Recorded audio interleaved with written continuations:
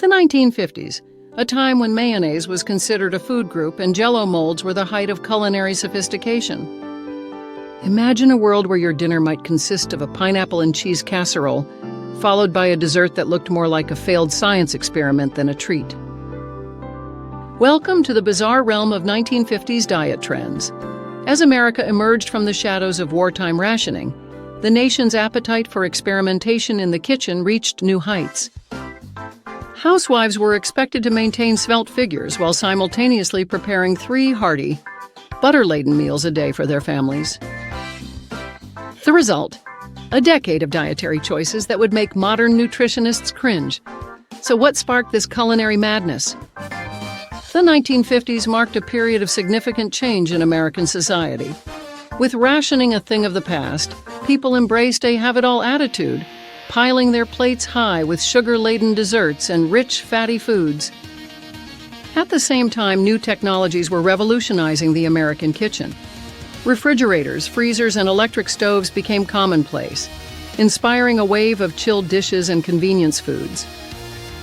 Enter the gelatin mold, the poster child of 1950s cuisine. These wobbly creations could contain just about anything, vegetables, meats, or even fish, suspended in a quivering tower of gelatin. They were as much a conversation piece as they were a meal, showcasing the era's fascination with novelty and the newfound ubiquity of home refrigeration. But the innovations didn't stop there. TV dinners burst onto the scene, allowing families to enjoy a complete meal without missing a minute of their favorite shows.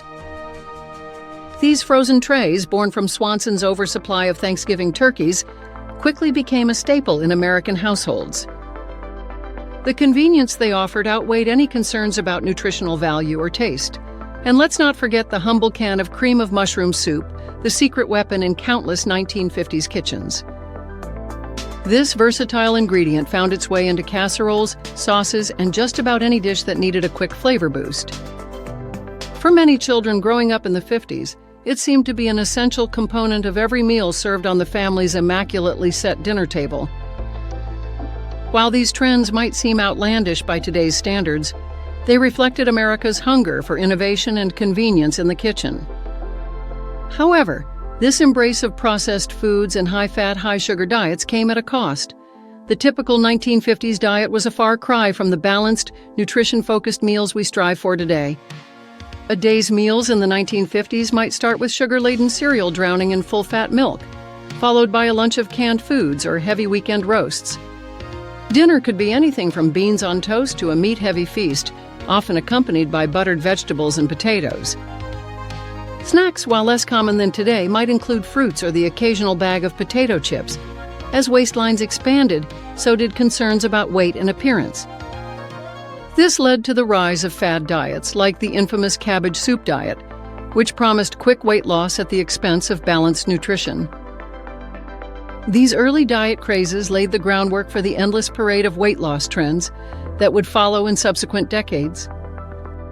Looking back at the 1950s food landscape is like peering into a time capsule of culinary experimentation. It was an era when comfort food reigned supreme, convenience was king, and nutrition often took a back seat to novelty. While we may chuckle at the thought of a lime Jell-O salad studded with vegetables, these trends were more than just quirky food choices. They represented a nation embracing abundance after years of scarcity, and a society grappling with rapidly changing gender roles and technological advancements.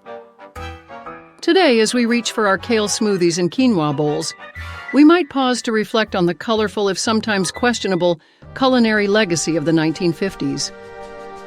It was a time when food became a symbol of both comfort and change, leaving behind a legacy as vibrant and memorable as those gelatin molds that once graced so many dinner tables.